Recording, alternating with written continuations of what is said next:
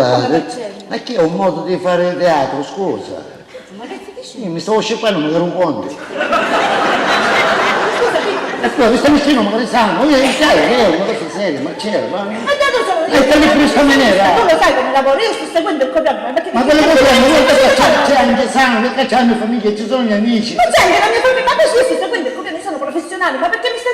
Ma perché mi stai dicendo? Ma come che sto dicendo? Ma Io perché io come qua, che ti sangue, tu che... ma perché che cosa mi vuoi dire? Io sto seguendo il copione, guarda c'è scritto. Cede prima bacio distaccato e poi cede lentamente un bacio appassionato e con ardore. Io che sto facendo, Pippo? Ma è sicuro che è tutto così, io mi sento responsabile di quello che stai dicendo.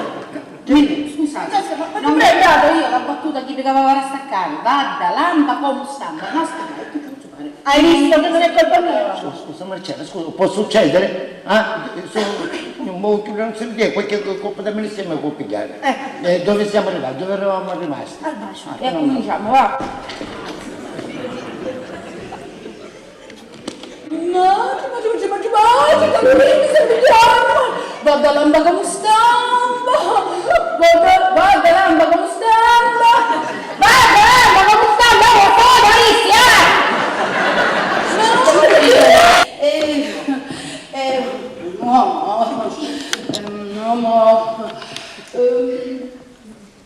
Non tanto, così,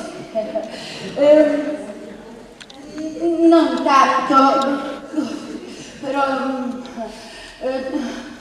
l'avevi presente l'arancino Paolo? Ci danno mozziconi e c'è un sapore di succo concicciato, o formaggio, a carne, o pisello. L'avevi presente? L'avevi presente il pranzo in Riace? Tuo amico, mio. Ma, ecco